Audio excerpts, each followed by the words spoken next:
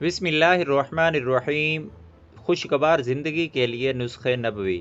نبی کریم صلی اللہ علیہ وسلم امی عائشہ کی ران مبارک پر سر مبارک رکھ کر سو جایا کرتے تھے۔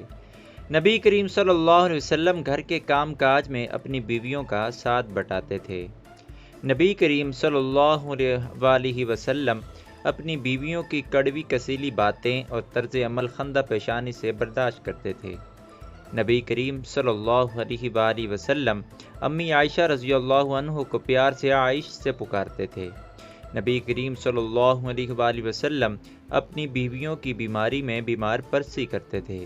ایک مرتبہ ایک سفر میں آپ صلی اللہ علیہ وسلم کی بیویاں بھی آپ کے ہمراہ تھیں۔ عدی خوان اونٹوں کو تیز تیز ہانکنے لگا تو آپ نے اسے حکم دیا کہ آہستہ چلو۔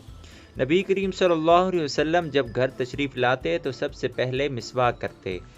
برتن میں جس جگہ امی عائشہ رضی اللہ عنہ ہونٹ لگا کر پانی پیتی، آپ صلی اللہ علیہ وآلہ وسلم بھی اسی جگہ ہونٹ مبارک لگا کر پانی پیتے۔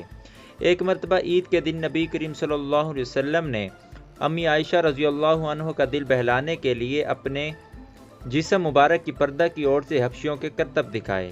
نبی کریم صلی اللہ علیہ وسلم نے کسی کھانے میں کبھی عیب نہیں نکالا۔ آپ صلی اللہ علیہ وسلم نے کسی بیوی یا خادم کو کبھی نہیں مارا۔ آپ صلی اللہ علیہ وسلم امی ختیجہ کی وفات کے بعد بھی ان کی بزرگ سہیلیوں سے حسن سلوک فرماتے اور ان کو تحائف بھجواتے تھے۔ نبی کریم صلی اللہ علیہ وسلم نے تفتن طبع کے لیے زندگی میں 2 مرتبہ امی عائشہ سے دوڑ بھی لگائی۔ نبی کریم صلی اللہ علیہ وسلم دنیا سے تشریف لے جا رہے تھے، اس وقت آپ کا سر مبارک امی عائشہ کی گود میں تھا۔ نبی کریم صلی اللہ علیہ وسلم نے فرمایا، بیوی بچوں پر خرچ کرنا بھی باعث ثواب ہے، بیوی کے منہ میں کھانے کا لقمہ ڈالنا بھی باعث ثواب ہے۔ نبی صلی اللہ علیہ وسلم اس بات کو پسند فرماتے کہ مومن اپنی بیوی کے ساتھ ہنسے اور کھیل کود کرے۔ اللہ پاک ہم سب کو عمل کرنے کی توفیق عطا فرمائے۔